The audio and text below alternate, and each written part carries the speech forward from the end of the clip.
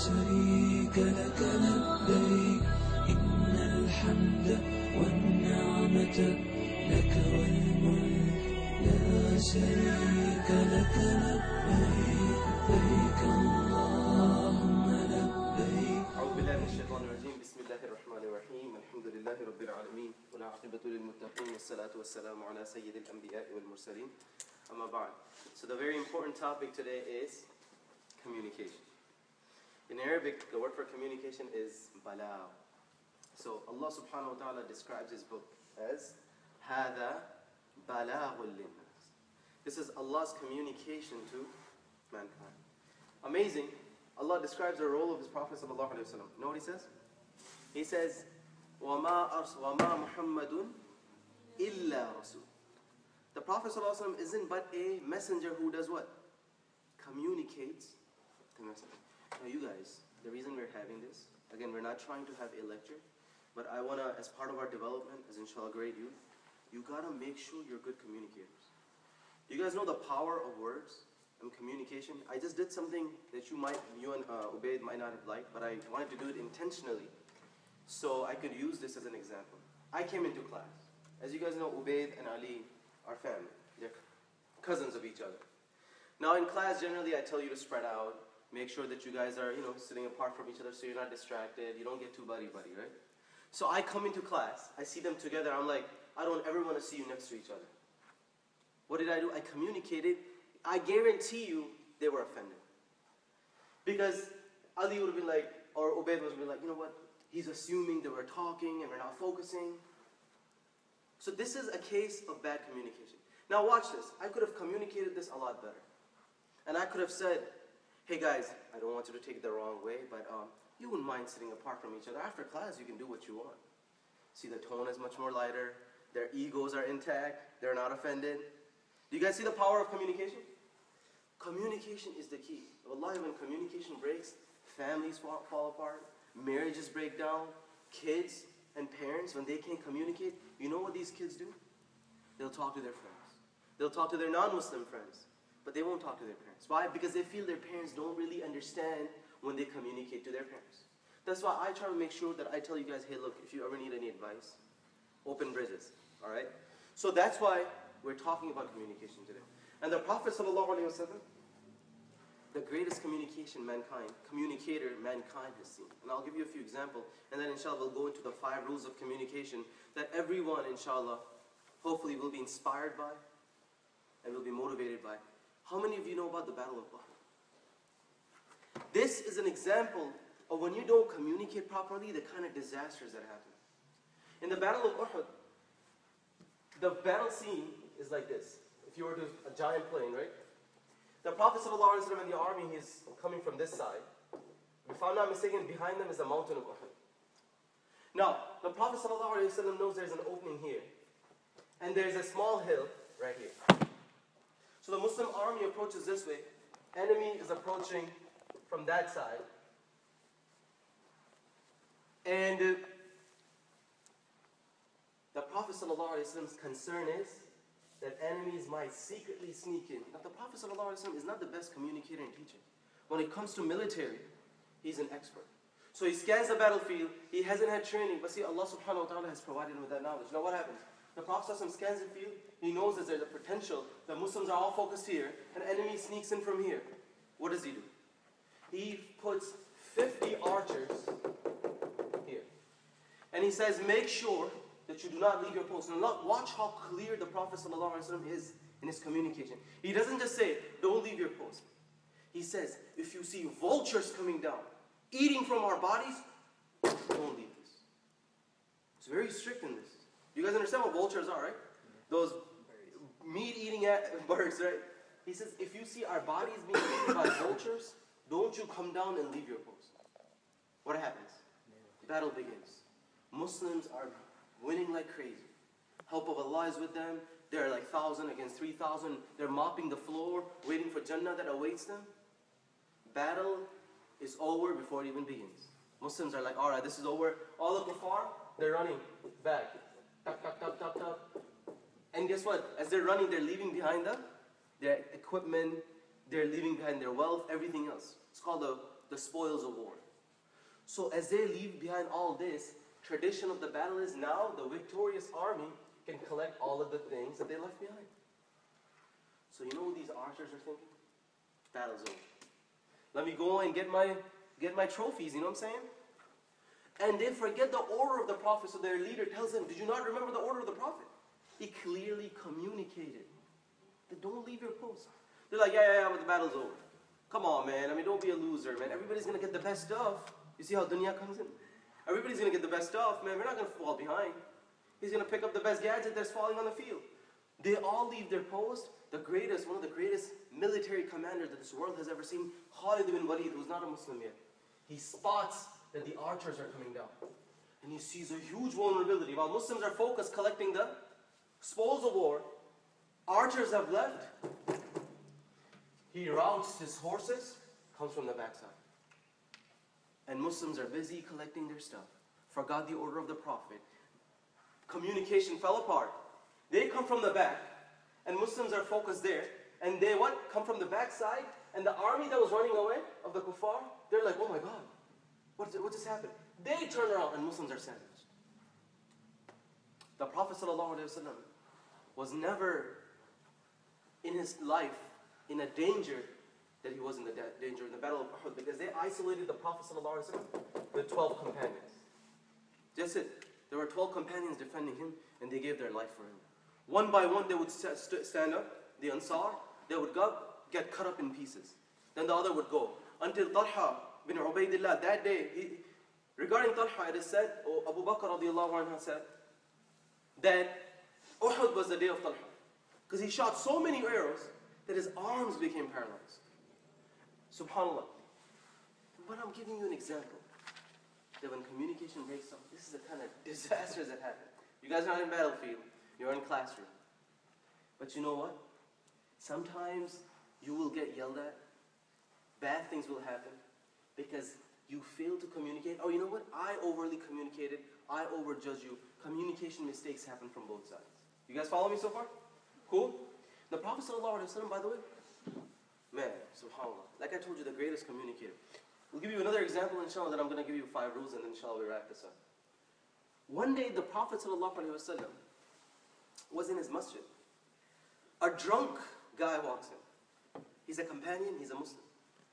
He sees revelation coming down. Battle of Uhud, Battle of Badr, helps of Allah, all these things. He can't stop drinking. That's a problem. Because, you know, when you see the Prophet ﷺ reciting Quran in front of you, you still drink. That's a problem. So, the Prophet ﷺ was, once this drunk man comes in, and this is not his first time coming into the masjid. 4th, 5th time. Everybody knows he's drunk. Drinking by this time is haram. Companions have accepted it. Everybody has accepted it. This guy cannot give up his bad habit. But he still loves the Prophet ﷺ, and he's not afraid of approaching him. See what happens in our community? Anybody who's religious, people think, man, this guy's so holy, he's going to judge me, you know. I'm not clean enough for him. This happens all the times. Like I lead Taraweeh, right? A lot of youth who are not so religious, they will be like, oh man, he's a sheikh kind of guy, you know what I mean?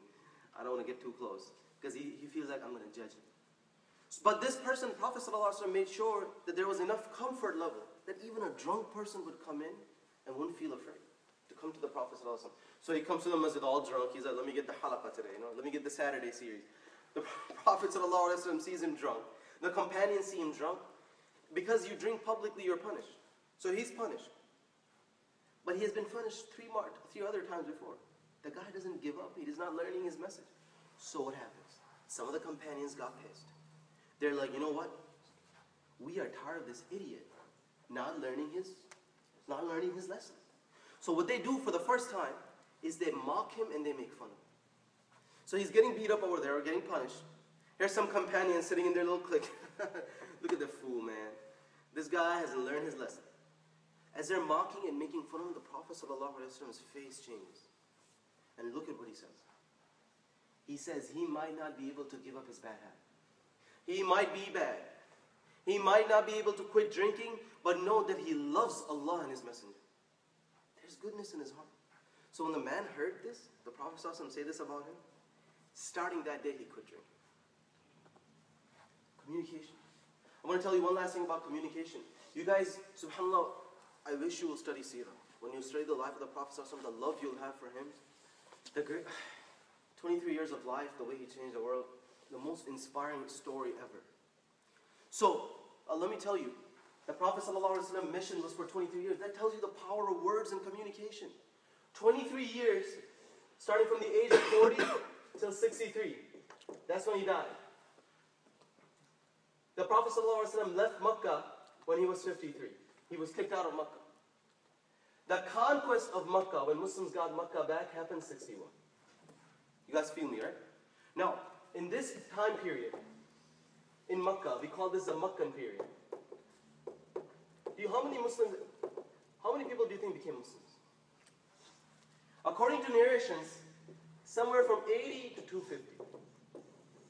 That's it. All this effort, he was stoned, he's getting dragged, companions are being tortured, 250, max.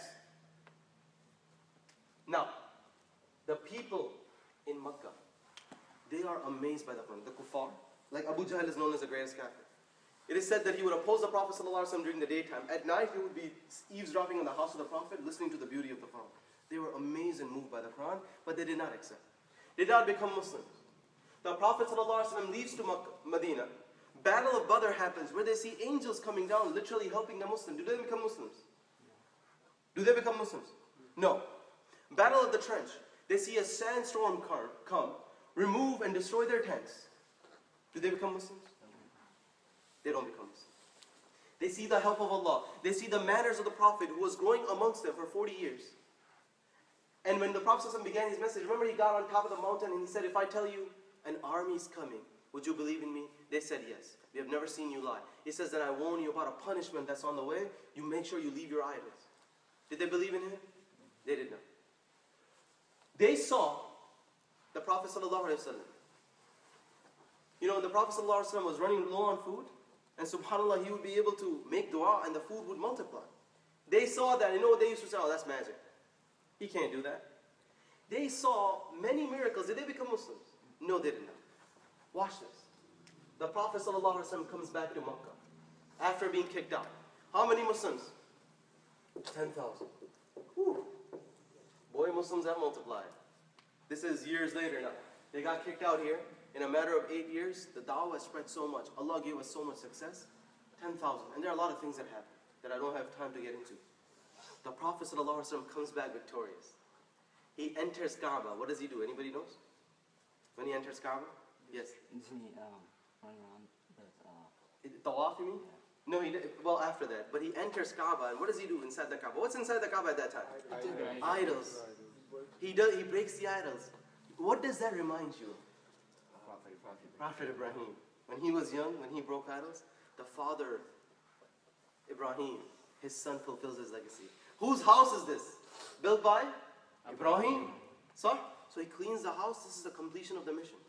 The Makkan people are scared out of their minds. They're like, you know what? Now we're going to get slaughtered. We tortured him. We kicked him out. We stole their property. Now we're screwed. So they are just scared. You could see fear in their eyes. There's going to be a massacre today. Prophet ﷺ, after cleaning the house, comes out, stands in front of the Kaaba, and he says to the people, oh my people, what do you think I'm going to do to you today? So one of the men stands up, he says, we know you as Kareem, Akhun Kareem. We know you as a noble person, and your father was a noble person, and you come from a noble family. So the Prophet ﷺ says to them something. Now watch the miracle of words. The Prophet ﷺ says, I tell you today what my brother Yusuf a.s. told his brothers. لا تثريب عليكم اليوم يغفر الله لكم. No blame on you today, I forgive you all. At this one statement, entire Makkah became Muslim. At that day, Islam saw more conversions than the entire life of the Prophet ﷺ. Entire Makkah fell at the manners and beautiful communication. Understood, guys? So anyway, what I'm telling you, this was just an intro to what beautiful communication is all about. You have to learn to be a good communicator. What I want you to do now is talk about 5 points of communication, which hopefully, and I'll give you a lot of examples for it. And I I'm hoping, inshallah, that you will be able to benefit from them. So, let's begin. Okay, simple 5 points. But you guys are probably going to have to memorize these. I'm going to give you tons of examples. I went through, the last week was a pretty stressful week for me in terms of communication, as I told you. And I was forced to come up with some sort of a talk, make sure, guys, this doesn't happen. I'm a kind of a person that when things happen and they don't go right, I begin to blame kind of myself that, like, what are we doing wrong? Are we not giving them enough training? Am I not communicating my expectations clear enough? So I begin to kind of become upset, and I become a little bit stressed out. So I want to make sure that you guys become good communicators. You're happy, I'm happy. All right? These 5 points basically is my attempt to capture all the communication problems I see between you and me, or between you and Hafiz Raheel, or between you and your parents even. So the first thing, guys, is know your, and they're very simple, know your deadlines. Know your deadlines. This is number one. What am I expecting, when am I expecting you to communicate to me? So, number one, when are you expected to communicate? Quickly. Yes? Agenda. What time? 5 or 11. Correct? When is the second time you're expected to communicate in a day? I'm talking about in a day. What is it? After you finish your agenda. This is where, and I'm going to mention some names, and again, don't get offended. I make mistakes, you make mistakes, we're trying to learn here. This one right here, wallahi. Last week I called Anas, I called Abdul Ghani, I called Muhammad. Where's Muhammad? I called him. I said, guys, you're taking your agenda, you're not communicating when you're done. Is that correct? They didn't know they were actually expected to do that. They had no idea that once you take your agenda, they thought the game is over. Well, it's not that simple. The problem is with our limbo students, because they don't have a full-blown agenda like you guys have, they think they're done as soon as they take their agenda. Another example. Now, Ali, this came from you. Don't feel offended. It wasn't that big of a deal. But I remember once you texting me after a year to Brother Jihad. He's like, Brother Jihad will update you.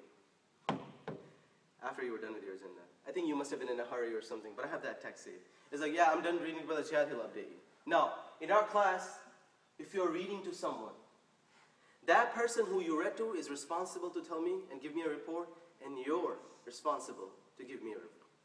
So another time then, you're expected to communicate is when you listen to someone. Correct? I want to make sure you guys know that. Now, I'm going to tell you at the end of the class who I think is the best communicator in our class. After I go through these 5 points, and I won't tell you who's the worst communicator. Maybe I can tell you the top 3 worst. But I'll tell you the best communicator in the class, and I want you guys to learn from him. I'll give you his examples. Amazing at what he does, and I hope, inshallah, you'll be inspired by his example. So what's the first thing? Know your deadline. That's simple enough to understand, right? Cool. Second point. And everybody knows this here, but they kind of build off of each other. The second rule is communicate in a case of mishap. Communicate in the case of mishap.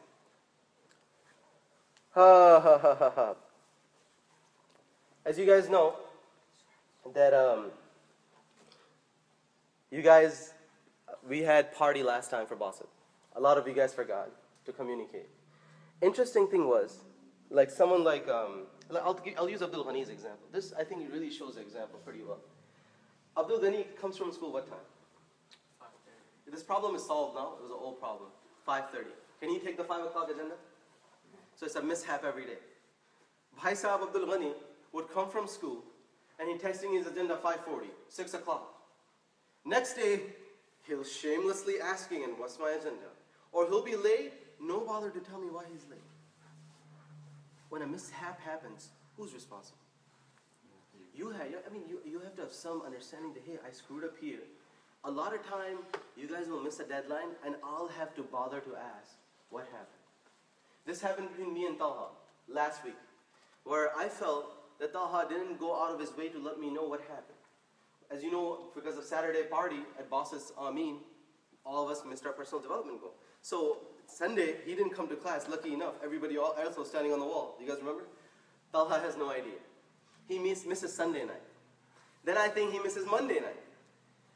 No, not Sunday night, he misses for sure. Monday, he's like, what's my agenda? Completely no mention. No bringing it up. What's my agenda? I'm like, wow. Has he any idea of what torture everybody else went through? What's my agenda? I'm like, so I'm like, apparently you didn't get my message. He's like, what message? So that makes me further pissed off.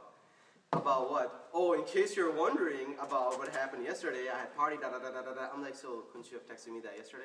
Well, I was busy or something, he said. I'm like, how long does it take to communicate?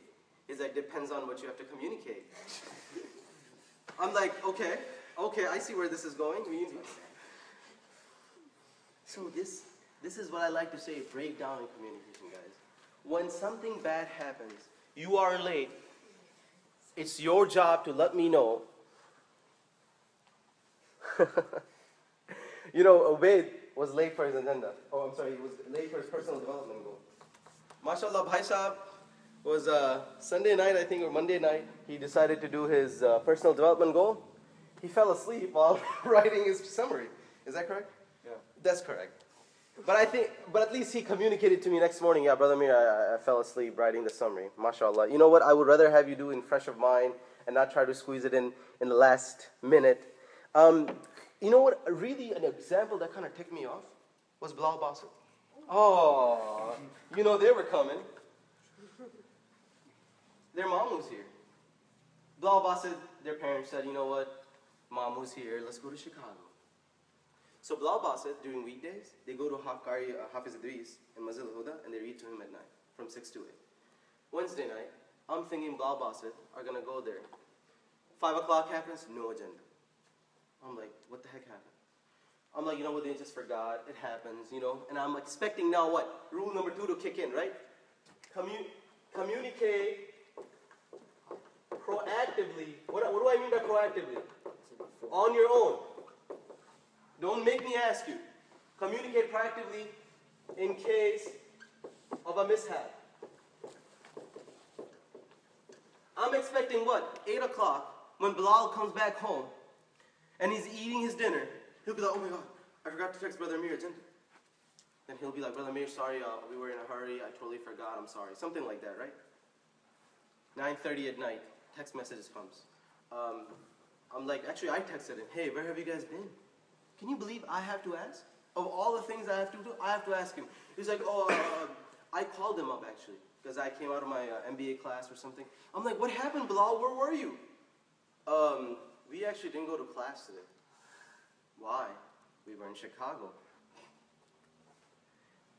I'm finding out 10 at night that they went to Chicago. What is this? That is not example of good communication, people. We need to be better than that. You need to be more disciplined than that. Wallahi, if I were to act like this on my job, I would be fired by now, and I would be looking for another job. So these are small things that I want you guys to keep in mind. Tariq, do you want to tell the class about what happened 3-4 days ago? Mr. Tariq here, who's trying to make a case to join our class, I think it was Wednesday night. Tariq took his agenda, and he's one of those students who was forgetting to, 2 days or so, I didn't get his agenda update after he was done. So 9 at night or so, I'm like, where have you been? So I think he texted me back, he said, Brother Ameer, sorry, I couldn't do my agenda. Or the next day he told me. I don't exactly remember. He's like, I couldn't do my agenda. I'm like, what happened? He said, well, you know what happened is that at 7 o'clock we had to go to a party. And I thought that I would come back and text you after the party. And what happens is that the party took forever and ever and ever, and then I couldn't communicate. So I'm like, couldn't you pick up a phone and leave me a missed call? What was your excuse? I don't even remember. So he missed the agenda that night. I'm giving you guys an example of a mishap. Look, guys, bad things will happen. Some guests will come to your house. Some family thing happens. You need to go to the store. Some, family emergency happens. I understand. If you cannot communicate in advance, then do what? Communicate as soon as possible. Is that clear? All right. Third annoying problem. This gets to under my skin. Literally gets under my skin. Please don't do this. Huh? Finish the conversation, please. Finish the conversation. Do your teacher a favor and finish the conversation. Hamza Zubairi is notorious.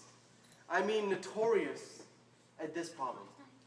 The guy will text you, I'm ready, Hafiz Rahil isn't picking up. What number did you call? 10 minutes have passed, no answer. It is such a big problem. Some of you now, Mr. Ahmed Squared here, he uses his Google Voice account. So Bhai Saab will text me, and then he'll go start eating his dinner, and then I'm waiting here 15 minutes before he decides to respond to me again. Ali's our Wi-Fi wasn't working, so this was our big problem this week, right? You know, the sad thing is, Hafiz Rahil is taking care of 2 of our students. This is where Hafiz Rahil issue came. He's taking care of Hamza Mian and Hamza Zubairi, the 2 Hamzas. Wallahi, not a day passed where Hafiz Rahil is like, I'm trying to call Hamza, he's not picking up, what's going on here? I told him this. I'm like, Hafiz Saab, I deal with this every day. So, I text Hamza at his mom's number, because Hamza's iPod is, I don't know, in one of his brother's hands, somewhere down in the attic. I wouldn't be surprised if it gets down the flushed someday. So, now what happens? No response from Hamza. I have to text his mom. Mom says, oh, I'm sorry, Hamza, this. Please, can you have Hamza call Hafiz Rahil? I have to connect the bridges. Not a day. You know, one day is fine. 3-4 days. That's a problem. That's a lot of stress. I'm sitting here in my MBA class trying to listen to my professor. Here, Hamza can't get his sabak done. Oh, brother, Hafiz Rahil won't pick up. Well, when did you call him? Half an hour ago. Well, when were you supposed to call him? 8:30. Come on. Do I really have to hold your hand? Do I really have to babysit you like this? Or you can, inshallah, be an adult and really take care of your communication thing.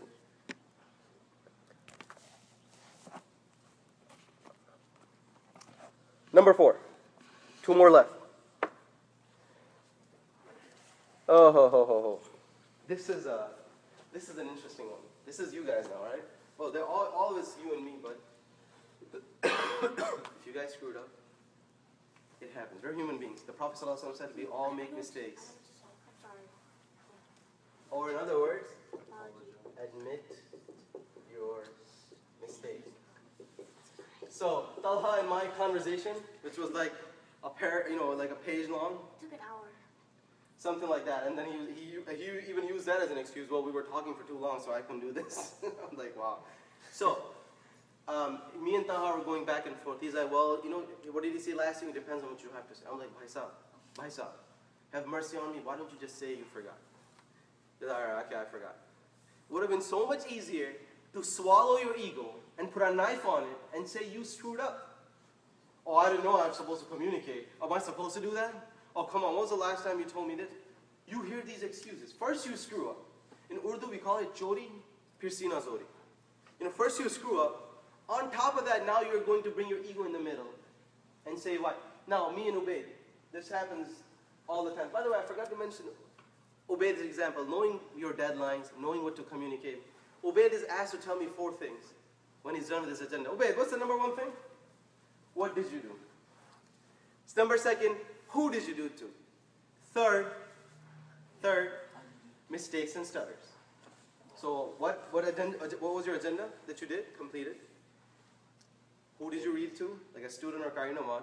How many mistakes? And 4, if you didn't do something that we agreed upon, why not? Ubaid's agenda comes. After all day wait, salam, I did second half of second. Email's over. Period.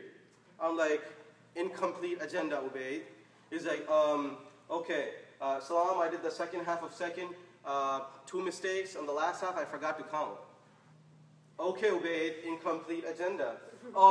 I read to Qari Saab. Brother Ameer, if I'll tell you, look at this now. I'll tell you, he's like, I always read to Qari Naman. If I'm reading someone else, I'll tell you. You don't have to ask me.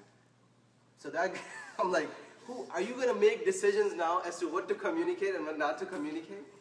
And Bhai Saab, don't forget to tell me what you didn't end up doing. The last half of 10th that we agreed upon, it took too long and I just didn't do it.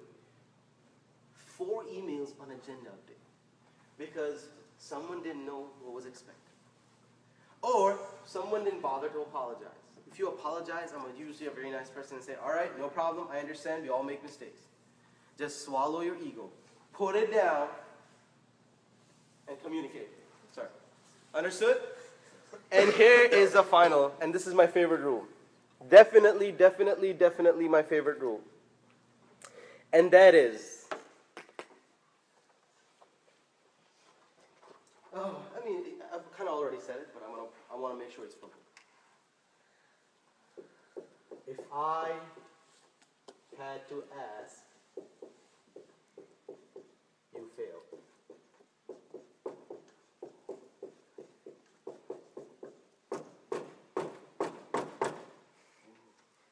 If I had to ask, you fail.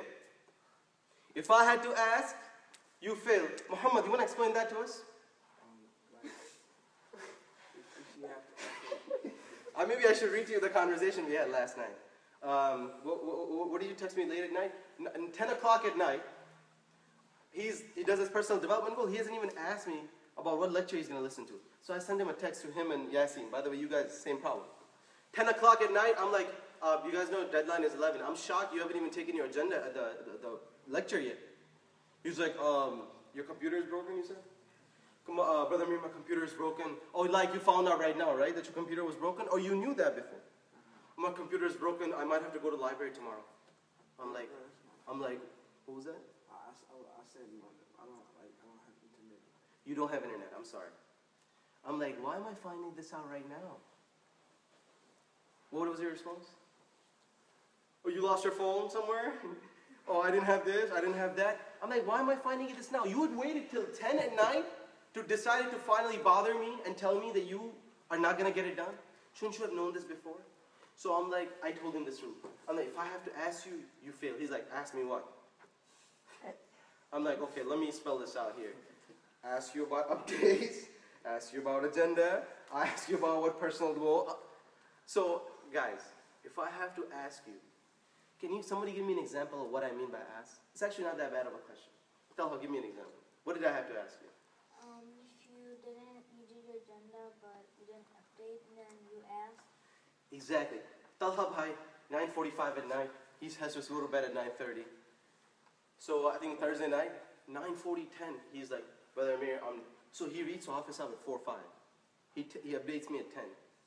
He's like, Brother Ameer, I'm sorry I'm late. At least he apologized. I was busy with homework and this and that and this and that. I'm like, wow, your teacher is your last priority apparently. And so, come on guys. I feel like I'm the last person on the list that you have to update. Oh my God, Brother Ameer, let me just do it later. Let me just do it later. Let me just do it later. Am I that rude on the text messages? Yes. He's going to publicly defend himself. He reads me at like 9:30, so I like doing together. Oh, I see. Yeah, I don't want to keep texting you, you know. So that's a good excuse. No, I love getting text messages from my students. It's nice to communicate. I don't get annoyed like you do, for example. So, another example, guys. Another example. Last night, Yasin and Abdi, I had to ask you, where are you guys on your personal development goal? If I have to ask you, you fail. Me and Ali, big disaster last week, he knows about it. Big disaster. Because I continue to feel that I am having to chase him down, literally, all over the globe, as he's roaming around in his uncle's house, and his excuse is there was no Wi-Fi. Bhai Sahib, are there no landlines that you could pick up and call? Okay. Trust me, Anas, don't get me started on you, bro. Oh. Trust me, bro. Your Hotmail messages, what's my agenda? PS, and then he sends me a new email every time. There's no history on emails, you know?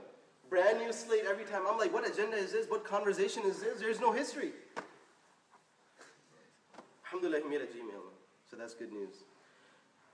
So me and Ali, oh my God, I felt like a GPS trying to track him down, like a fugitive on the loose. Where is this guy? I'm calling safe, I'm calling his house. Of my busy schedule, I have to track President Ali down, you know, because he has so many other priorities on his plate. So guys, please, if I have to ask you, you fail. If I have to ask you why your personal development goal isn't done, what's the deadline on personal development goal? 11. 11. Talha didn't know that apparently.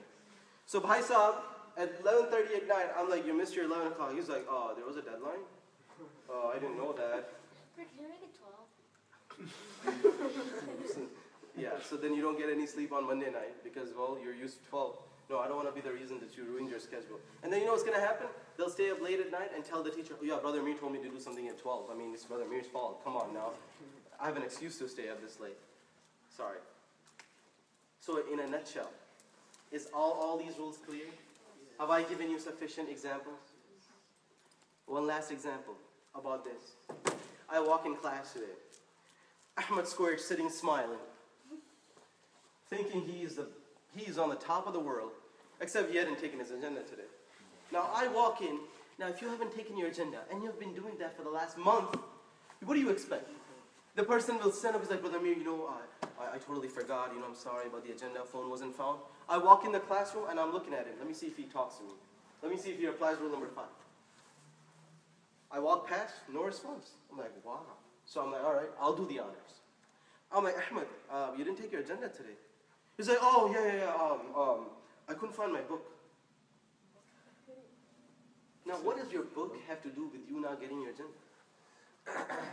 I thought you would say your computer fired up and there was an electrical shutdown of some sort, and that's why you didn't communicate. You couldn't find your book. I'm like, so shouldn't you have texted me that, Brother Amir, I can't do my agenda today because my book can't be found. I'll try to find it and do it if I could. That would be a responsible thing to do. I had to ask, you failed. You guys clear on this? So let's go through the rule number 1. Try not to look it. No, look down, look down. Know your deadline. No, number 1, know your Deadlines. Number 2, Communicate. Hamza, you're looking, buddy. Is that communicated enough? Don't. All right, number 2, Finish the example.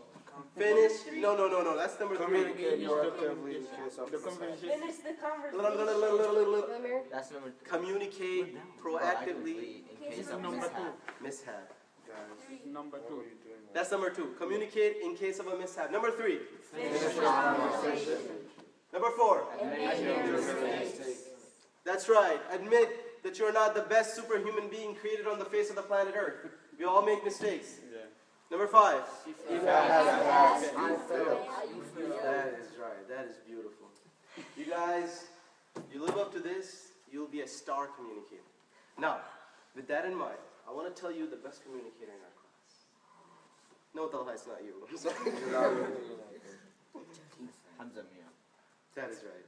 Hamza Mian, single best communicator in our class. You know why? Hamza listens to Jalaluddin. Moment he's done, Jalaluddin text comes, his text comes.